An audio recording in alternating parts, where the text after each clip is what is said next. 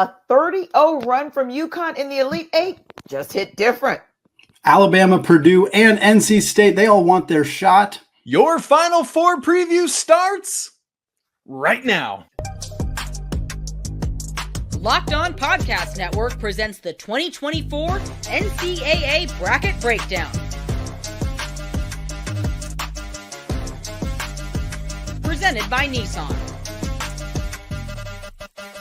I'm Tenitra Batiste, and I'm joined by our co-host of Locked On College Basketball, Andy Patton and Isaac Shade. So excited to be with my guys again. 64 teams have played and gone home in the NCAA tournament, and now only 4 teams remain: UConn, Alabama, NC State, and Purdue. It's time to break down the Final Four presented by Nissan.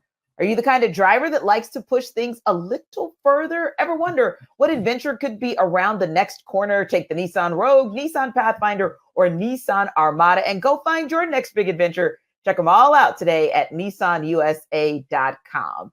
Let's start with how we got here, guys, and which players have carried these teams to the Final Four. Andy, let's just start here with UConn, the 30-0 run.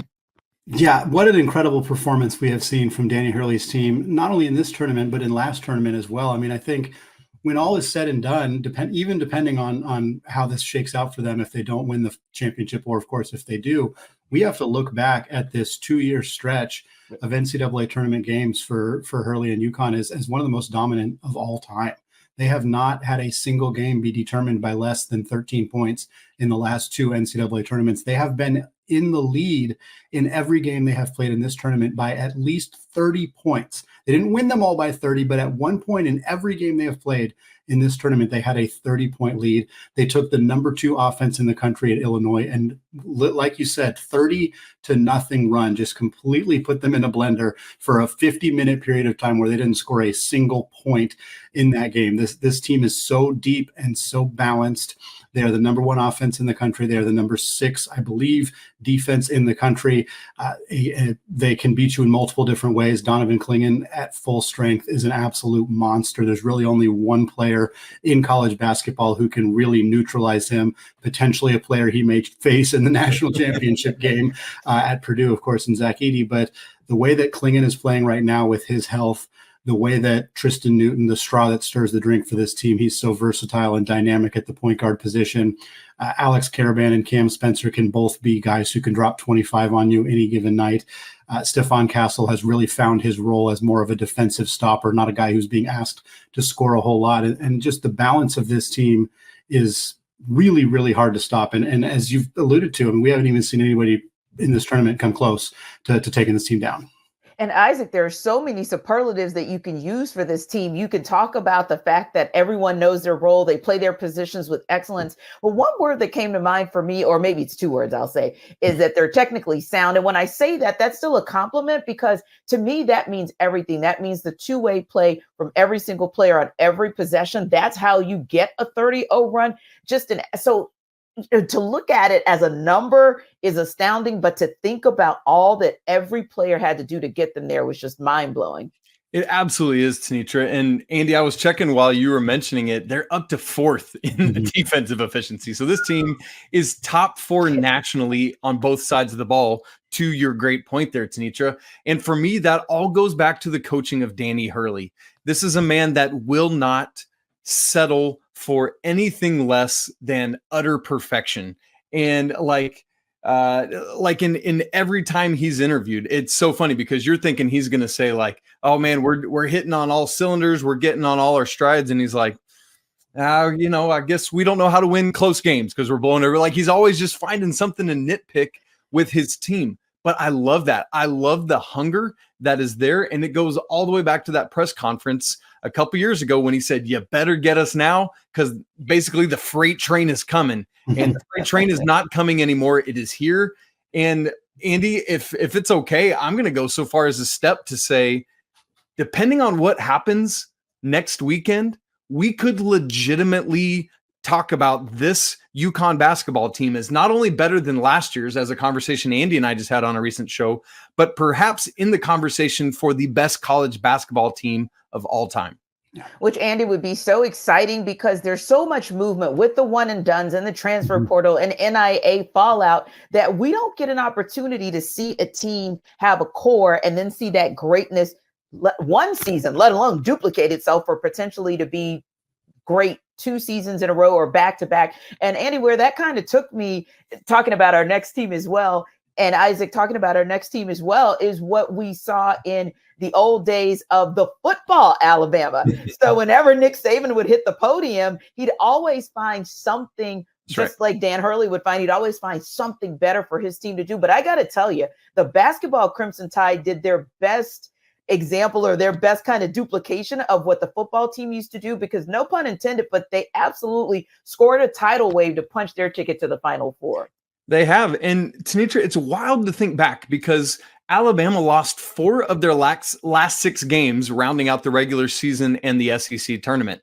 And yet here they are on this run, knocking off Charleston, Grand Canyon, North Carolina, and then a surprising Clemson team in the Elite 8 on Saturday.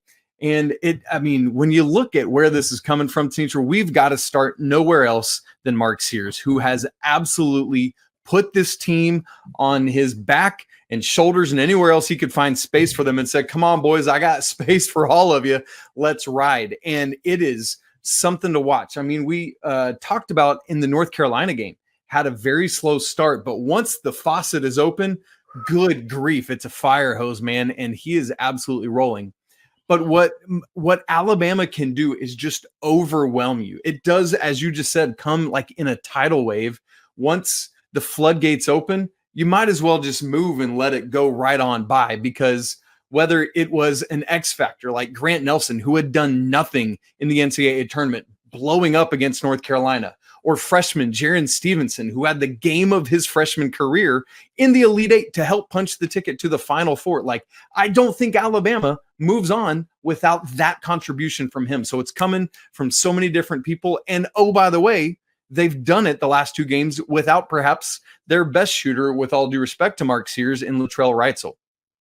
And indeed. And Andy, when we talk about the NCAA tournament, we love stories like Cinderella stories and redemption tours. And obviously the Purdue story has been one of a redemption tour, if you will. But I'll tell you, after Zach Edey's comments on yesterday, where he basically said, hey, you over there, coach of that other team, you overlooked me too. It's like, I'm starting to kind of I like his edge, if you will. And I like what Purdue is bringing to the table, saying, hey, we know how great these other 3 teams are. They're heading into the Final Four, but you better not count these Boilermakers out. Yeah, and I think that's kind of the attitude that Matt Painter wants to really kind of paint, for lack of a better word, with his team. He recruits a lot of underdogs. He recruits a lot of guys who weren't top 100 or top 75 or even top 150 guys in their recruiting class. And the development, the player development at Purdue has been fantastic.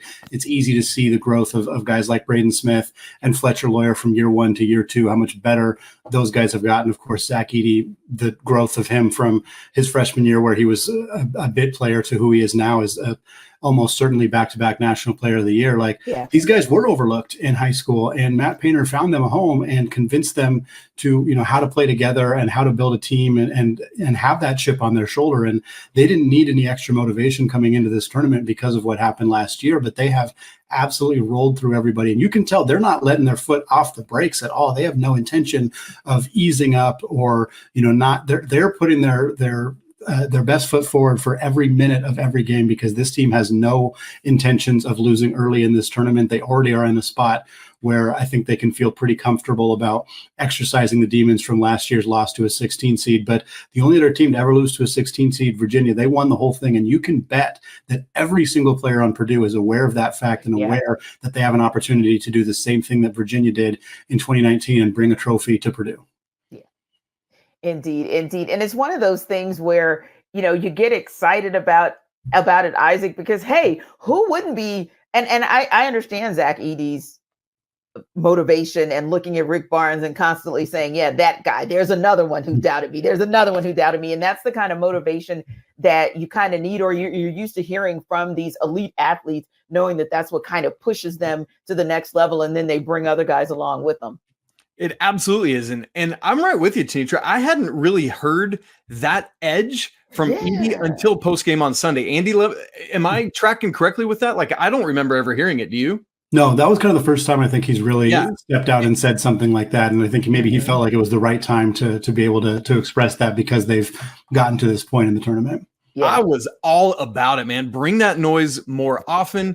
Andy and I have talked a lot about Lance Jones, the Southern Illinois transfer, who's come in and added a level of athleticism, and that was one of the potential issues on Sunday against Tennessee was their shortened backcourt, which didn't match up well with this, kind of expected runner-up in the National Player of the Year, Dalton Knecht. And while he still scored 37, they figured out a way to do it. This team is rolling, and they've got a big opportunity against NC State on Saturday. Indeed. And it's one of those things where, like you said, Dalton Knecht did his thing, right? He still had a Dalton Knecht type of game for the most part, but it's those spurts. I remember, sitting there watching that game amongst family and friends, and we're thinking it's just going to take one piece here, one piece there forever. Which one of these teams for their big guys, right? For their, like you said, national player, co-player of the year, one guy is going to step up, or it's going to be that X factor, and that's what's going to get you moving on. And that's kind of how you feel with NC State. They kind of feel like the entirety of the team is one that indeed is like an X factor, right, Isaac? It's like it's giving Jimmy V vibes, and to me, that's a beautiful thing. It is a beautiful thing. And, talking about how did we get here, most of these teams, we have to start at the NCAA tournament, but we would be completely remiss to not start all the way back at the ACC tournament with NC State, because were it not for just the second team ever to make a 5 games in 5 days run, they would not have even been in this field. As Andy said recently, they had 0% chance of being an at-large team. And so they had to end up beating Louisville, who they were tied with 5 minutes left in their first game of the ACC tournament. Yeah. They needed a missed Isaac McNeely free throw, who's a phenomenal free throw shooter, and a subsequent Michael O'Connell banked in 3 at the end of regulation just to get to overtime with Virginia. I mean, there's all these butterfly effect moments that have led us here. And then just like Kemba and the UConn Huskies in 2011, they've just kept it rolling. Miracle after miracle after miracle after miracle. By the way, knocking off Duke for the first time they've ever played them in the NCAA tournament. Tanitra, it is an absolute wild show, and it's all because of the DJ show, and it's DJ Burns inside and it's DJ Horn outside. And as you said, a whole host of dudes around them. Michael O'Connell has stepped up. I love what Mo Diarra is doing, even while being in the midst of Ramadan and all this. Like, it's an incredible story, and it's so fun to be part of this history. Indeed, Andy. Indeed, Andy. You look at what NC State has done, and it's just been astounding. Like you said, start to finish, Isaac. But Andy, start to finish, it's been crazy. Yeah, unbelievable run from NC State to be in this position to have, like Isaac said, needed that missed free throw from McNeely to even be. Their season would have been done 2-3 weeks ago if that hadn't happened. But nobody looks like they're having more fun playing basketball than DJ Burns, and I'm excited to see this team continue to be rolling on here. Indeed. That's how and why we got to the Final Four. Now we break down the matchup, starting with the earlier game and the lone Cinderella story in NC State. Can they take down number 1 seed Purdue? This Final Four bracket breakdown is brought to you by Nissan. Are you the kind of driver that likes to push things a little further? Do you ever wonder what adventure could be waiting just around the next corner? Well, our friends at Nissan have a lineup of SUVs with the capabilities to take your adventure to the next level. How about the 2024 Nissan Rogue? It's perfect for city drives and great escapes. It's got class exclusive Google built-in, which is always updating assistant to call on for almost anything. Gone are the days of connecting your phone, because Google Assistant, Google Maps, and the Google Play Store are built right into the 12.3-inch HD touchscreen infotainment system. The 2024 Rogue is the perfect mid-size crossover for your next adventure. Or how about the Nissan Pathfinder? That's the one that my family, the Shade Brigade, would choose every time. It's got room for up to 8, an expansive cargo capacity, and advanced available 4x4 capability. With 284 horsepower and up to 6,000 pounds towing capacity, when adventure calls, the Pathfinder is right there to answer. So why don't you go take the Nissan Rogue, Pathfinder, or Armada and go find your next big adventure? Shop nissanusa.com.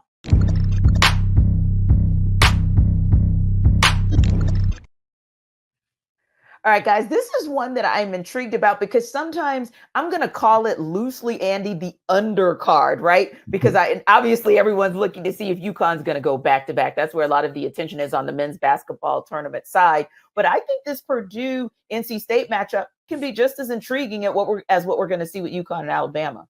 Yeah, I'm really excited about this game a lot, and I think it's not the matchup we expected, not the matchup anybody expected. I think people were looking forward to UConn potentially taking on Houston, or not, excuse me, Purdue potentially. But I know what you mean. Yeah. Houston or even Marquette. There was a lot of potential excitement in those matchups, but this is a really fun one as well. And it starts in the front court, and it always does when you're talking about Purdue, because Zach Edey is like the front and center of every game that he plays. How are you going to stop Edey? How much of an impact is he going to have defensively? And that's always going to be the storyline with Purdue. But now he gets to go up against a very unique big in DJ Burns, a player who has shown the ability to finish around taller, bigger guys in his career, a guy who is potentially has the ability with his ball distribution skills to maybe move Edey away from the rim a little bit. I think there's some intrigue where if Burns is away from the rim, facilitating, making a lot of passes, if that pulls Edey away from the rim, does that mean that Purdue then puts Trey Kaufman-Renn on him and lets Edey kind of play in a different role as more of a roaming defender? I think that's the most compelling matchup, because Zach Edey and DJ Burns are pretty clearly the two most compelling players in this game. But I also am curious how Purdue is going to defend DJ Horn and the way that he has played in this tournament up to this point. He has been absolutely fantastic. He's a great scorer. He's a great shooter. Is he going to be as effective at getting to the rim? Obviously, Edey tends to mitigate that against a lot of teams. So a lot of interesting kind of matchup elements to this game. Michael O'Connell, I think, is going to have a huge role, as he has. Mo Diarra has been a great rebounder for NC State. Teams that don't rebound well against Purdue tend to lose, and it's very difficult to rebound well against Purdue. So that's going to be another interesting matchup here. It's a matchup we weren't expecting, but I think there's a lot of reasons to feel really interested in what might happen in this one. Yeah, and Isaac, I'm interested too to kind of see how it goes in terms of the starts, because I feel like both teams got off to some slow starts this past weekend. And I think, if I remember correctly, DJ Burns got into a little bit of foul trouble. So I'm interested to kind of see, and I'm interested to see if that might actually play a role, sort of, if you will, Isaac, not so much the play itself of whether or not, you're effective on offense, but maybe how things go defensively and who kind of jumps out to the early start, and does that team continue to dictate the tempo throughout? Yeah, well, when it comes to those starts, Tenitra, especially at this stage, it's different. You're in a football arena that you've not played in all season long, unless you're Syracuse, and it is different sight lines, it's different energy, it's different nerves, and a lot of times the starts, we saw this, I thought we saw it at the beginning of the NC State Duke game, in fact, on Sunday, where it was just like they were all still trying to just find the right breathing and stuff. And I know we kind of that's a real thing that happens and is a factor in these games. But part of it too is you talk about that perhaps foul trouble. Like, you look at DJ Burns and he only gives up 25 pounds to Zach Edey, which is kind of hilarious when you look at DJ Burns and you're like, you probably weigh more than Zach Edey, right? But DJ is only 6'9". Yeah. And Zach Edey is 7'4". That's 7 inches of difference. Yeah. That is massive. And so that is part of this too. Not only that, even if DJ Burns isn't in foul trouble, he plays like 24-ish minutes a game this year. What is it, 24.8? Zach Edey only sat for 33 seconds of the Elite Eight game. So when DJ Burns is out, I don't think Ben Middlebrooks can handle Edey inside. Andy, do you see? I mean, is that a thing? Yeah, I think it's going to be really hard for this team to defend Zach Edey. I mean, even with Burns on the floor. Even with Burns on the floor, that's right. Yeah, certainly if he's sitting, I think that's going to be a problem. And again, it's like, there's only one team in the country that I think has a player somewhat capable of defending Zach Edey, and he's on the other side of the bracket. The conversation we had earlier with UConn, but yeah, I think Edey's going to have. I mean, I don't know if he's going to go for 40 and 16 like he did against Tennessee, but he could. He very much could do that in this game. And NC State's Kevin Keats is probably spending every waking second, certainly while we're recording right now, he is sitting there trying to figure out, what in the heck am I going to do to stop this 7.5-foot machine? Because people have tried various things. They've tried the automatic triple team, the delayed double team. They've tried single coverage and making him score over the top, trying to make him go left, trying to get him in foul trouble. if anything had worked, if a team had figured out a way to beat Zach Edey, everybody would be trying that. And the reason that there's not any consistency is because nobody's figured out it works with 100% certainty. I don't know that NC State has an obvious answer here, but I'm curious to see what they try. And I just wonder, like, as we've often said, will we see like even just different, like, are there 5 or 6 different of these, like even junk defenses that Kevin Keats throw just to try something? And if so, the thing we always say about Purdue, because we know some form of multiple players are coming at Zach Edey at some point. So it's incumbent on the 4 dudes around him to knock down shots when they get the ball. And so what I'm watching for outside of Edey then is who is that hot hand out of the other 4 Purdue Boilermakers on the floor. Yeah. Well, you know what? I take a look at their old schedule because I said, hey, 4 teams figured it out somehow in some way. And it looks like to me, nobody's figured it out since Saturday, March 9th. So you might want to go back and look at that film or that tape against Pitt. And maybe that'll inform you of maybe what NC State can figure out what to do before this coming weekend. So now that we have an idea on how Andy and Isaac think NC State versus Purdue will go, time to see if Alabama can do what no other team in this tournament has done, and that is not get blown out by the defending champion, UConn Huskies. This Final Four bracket breakdown is brought to you by LinkedIn. When you're hiring for your small business, you want to find quality professionals that are right for the role. That's why you have to check out LinkedIn Jobs, which has the tools to help find the right professionals for your team faster and for free. Thankfully, LinkedIn isn't just some other job board. They've got a vast network of more than 1 billion professionals, making it the best place to hire. It gives you access to professionals you can't find anywhere else. LinkedIn does all that while also making the process easy and intuitive. And hiring really is easy when you have that many quality candidates. So easy, in fact, that 86% of small businesses get a qualified candidate within 24 hours. LinkedIn knows that small businesses are wearing so many hats and just might not have the time or resources to hire. So they're constantly finding ways to make the process easier for you.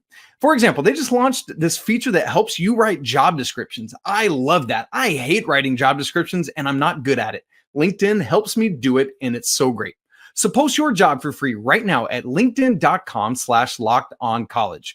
Once again, that's linkedin.com/lockedoncollege to post your job for free. Terms and conditions apply.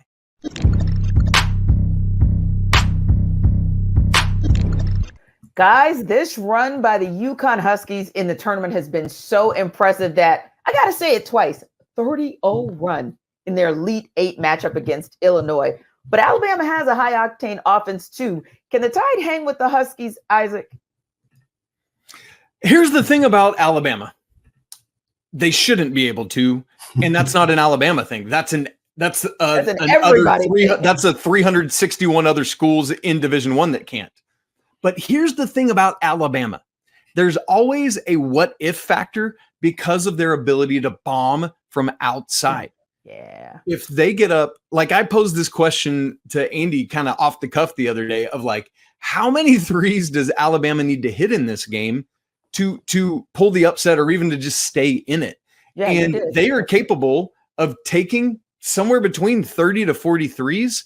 And if they can get up to, I think I put the number at 20, but somewhere from 15 to 20, which they are capable of doing. They hit 19 in a game earlier this year. That is the world in which Alabama wins this game. If that does not happen, if they like just have a normal day from 3, or even worse, a bad day from 3, there's no hope. But with Alabama, there's always that, but. Yeah, because Andy, I can recall us talking about this ahead of their game against Carolina and basically saying, hey, they're going to shoot lights out, right? But their defense, on the other hand, can be a little bit leaky. And this was one of those games where Carolina kind of sputtered just enough until Alabama's 3-point shot started hitting in that second half. And then that was kind of all she wrote. So but you think with a UConn, well, they don't quite have that leaky defense that we referenced. Who on Alabama is going to stop Donovan Clingan? Like, I think you could have made the same argument ahead of the Armando Bacot game for North Carolina. And certainly that Carolina didn't do enough to win that game, even though Alabama's defense wasn't great. But I just don't see an avenue for Alabama defensively to be able to slow down Klingon in the block. I think Hurley and UConn are just going to go, they're just going to feed him constantly like they did in the Illinois game. I think he had 7 of their first 8 points, something like that. He they established him right away. I think they're going to do that again, try to potentially get guys like Pringle or Nelson or whoever they throw on Klingon in a one-on-one matchup, try to get those guys in foul trouble, and hopefully be able to build up the kind of lead where if Alabama does go on a 3-point shooting barrage, because I don't think Alabama can win this game by shooting well from 3 in the second half, which is what they've kind of done up to this point. Yeah. This tournament is have a really good second half, be not necessarily as good in the first half. Maybe they're adjusting to the defense and what they're facing. I don't think that works against UConn. So if this team comes out and they shoot threes immediately and they're hitting all game long, maybe that can keep them in the game. But at the end of the day, they have to figure out how to stop Donovan Klingon, and they have to be consistent from 3 because the driving lanes, Aaron Estrada, he loves to drive to the basket. I don't know that works against Stephon Castle. And if he gets past Castle, what is he going to do against Klingon? So I don't know if, and Sears kind of same thing. Sears is a great 3-point shooter, but part of his value to Alabama is also the ability to put the ball on the deck and get that little floater up in the lane or get all the way to the rim and get fouled. And that's going to be tough against Klingon. He's really good at using his body. He's really good at not committing fouls. He's good at kind of contesting those little floaters. And so I think for Alabama, the offense has to be predicated on a barrage of 3-pointers. Nate Oates' team is set up to do that. That is a big advantage for them. They can also space the floor and potentially make life a little bit more difficult for Klingon, where he has to defend in space as opposed to just kind of anchoring down on the block. But I don't think this team, it's hard for me to see them doing enough defensively win this basketball game, even though I think they have the ability to score a lot of points because of the style that they play. I think matches up okay with UConn. Yeah, and that's the thing with that defense outside of the Grand Canyon game. Like, they've been winning and the defense in moments looks better, but they've still in the other 3 games given up 96, 87, and 82 points. That will not work against this UConn team whose defense is otherworldly elite as well. Because, like, I'm looking at this, and Andy, if I'm Danny Hurley, I'm very seriously considering putting Steph Castle on Mark Sears and saying, good luck, make somebody else beat me that's not Mark Sears. And I know they've got other guys that can do it, but he's the one that I would have the most concern about if I'm Danny Hurley. So, and I know Steph Castle's a freshman, but this dude is next level as a defender and an athlete. And so I'm really, really curious to see, once that ball is tipped on Saturday, how do these dudes match up? That's going to be a critical thing to watch in this game. So it sounds like, Isaac, we're looking at a potential championship game next Monday between UConn and Purdue. What's Purdue's path to cutting down the nets? Well, what I like is, 3 of these 4 teams we've talked about, Purdue, NC State, and UConn, have a dominant big that we're looking at that is probably the key player in each of those games. For Purdue, let me go to the NC State side of that, actually. While I love what they're doing, and while I love DJ Burns and his happy-go-lucky, isn't this so fun moment that we're having, which we're all living in now? Yeah. There's a way in which I just think Zach Edey's just going to overwhelm him. He's got the height and the weight on him. And at some point, it's got to fall apart. But look, as soon as I say that, NC State's going to shock us all again. So why am I even predicting that? But legitimately, you just ride the National Player of the Year in this thing.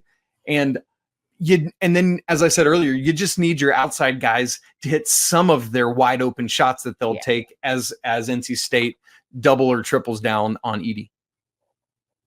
Yeah, and Andy, I kind of see similarly to Isaac, but what do you think might be a path for Purdue to be able to hoist that championship banner and say, hey, we've got one?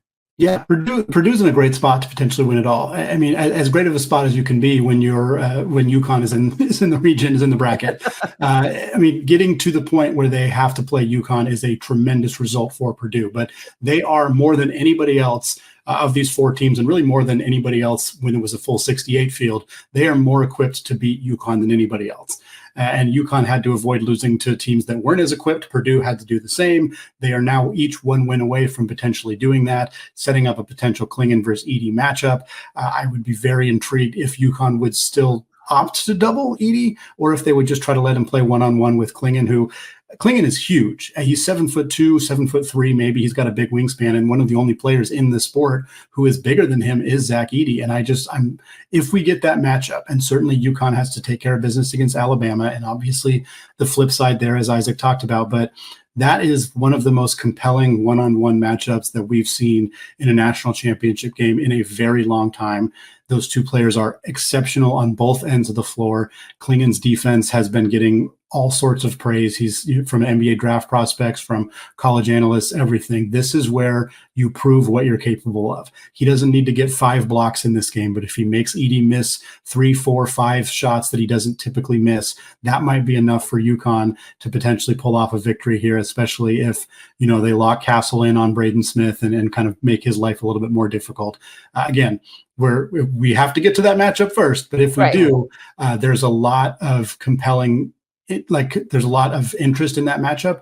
I still think I would be leaning UConn because of how overall balanced they are, but it is very hard for me to imagine Purdue wouldn't keep that thing really close, and they would have a very good chance of winning it as well. Because Andy, if Klingon is able to handle Zach Edey individually without bringing the double, I like the other 4 Huskies better than I like the other 4 Boilermakers. And I like the other 4 Boilermakers a lot. It's just that, as you said there, the balance that UConn brings, even beyond Klingon, who is fully healthy now and all that, I like the balance and the surrounding pieces around Donovan Klingon, with all due respect to Trey Kaufman-Renn and Fletcher Lawyer and Braden Smith and Camden Heide and everyone else Lance Jones and everyone else who will be playing for the Boilermakers.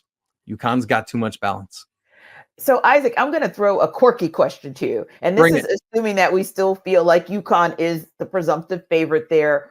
What are some of the things, maybe like 1 or 2 things that, hey, if UConn doesn't have that perfect game or that complete game, because they probably have played the most complete games in this tournament of any team, but what are maybe 1 or 2 things that if they do these things, it gives Purdue a shot, but they're that good that they can stumble and, hey, they can still cut down the nets? Sure. I mean, you asked about it earlier with the foul trouble with NC State and Purdue. I think if Zach Edey can get Klingon into some foul trouble, I know they got Stanley Johnson coming in behind him, but I think that puts Zach Edey in a place where you just keep feeding him, because UConn is a good 3-point shooting team, but they're not an overwhelming 3-point shooting team. And Purdue's 3-point shooting percentage is elite. And so if they can offset that balance, I think they can make enough twos to offset what UConn's doing if Klingon is relegated to the bench. So that would probably be the biggest thing for me, is just being able to get foul trouble going on the big man inside. One thing that really intrigued me in this matchup too is the difference in size in the guard rooms. Like, Purdue doesn't have a ton of size, and it hasn't seemed to impact them all that much. But Lance Jones is listed at 6'1"-ish. Neither Smith or Lawyer are particularly big, and UConn has a ton of length on the perimeter. Tristan Newton's big for a point guard. Stephon Castle's like 6'7". He's practically a 3, small ball 4 size in the modern NBA. And Cam Spencer, he's not an elite defender, but he's got a lot of size too. And so, who's Lance Jones going to guard? Like, we've talked about this before a few times with Purdue. Like, are they going to put Jones on Castle? Like, Castle's not a great offensive player, but he's got 5 inches on Lance Jones. Like, I could see that being an area that UConn could attack. So just, kind of one of the few non-Edey Klingon aspects of this matchup that I think is really compelling to me. Yeah, I think that's a great call that both of you guys make, because it's always interesting when a team is so kind of head and shoulders above the rest. Like, do they have 1 or 2 areas that you can exploit that maybe one of 2 things happens? Either you get the upset, or we get to have this conversation of, despite these obstacles that happen to them, they still won it all. They still got to cut down the net. So one final thought before we wrap up, because we got to hear it from you guys. Isaac, you got to tell us who you're picking to cut down the nets at the end of the night next Monday. Andy, and who you got as well. I got to ride with the UConn Huskies. I just do not see anyone stopping or slowing them down. They already knocked off in Illinois last weekend an offense that was better than Alabama's and a defense that was better than Alabama's. I don't see that. And then I think there's just too much against Purdue. I would love the story of redemption for Purdue pulling to Virginia, but UConn, back-to-back national championships in which they win all 12 of those games by 13 or more points. Yeah, I'll be contrarian just to be contrarian. UConn obviously has a fantastic chance of doing this, and they're probably going to be the favorite. Assuming they beat Alabama, they will be the favorite, whether they play Purdue or NC State. But let's roll with Purdue. Let's roll with Purdue pulling to Virginia. Phrase we've used a bunch of times because this is the only second time a team has made the tournament after losing to a 16th seed, and the other team won it all. So why can't Purdue do it? They're playing some great basketball right now. I think that Edey is a obviously a tough matchup for UConn. I think the possibility of him getting Klingon in foul trouble, being able to dominate on the block while they play Samson Johnson or are forced to double, triple team him.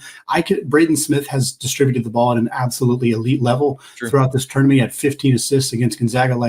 I could absolutely see a reality where Braden Smith is carving up UConn defensively, where Zach Edey is overwhelming, where Donovan Klingon's spending a lot of time on the bench, and Purdue ends up hoisting the trophy and being the second team to lose to a 16 seed and win the championship the following year.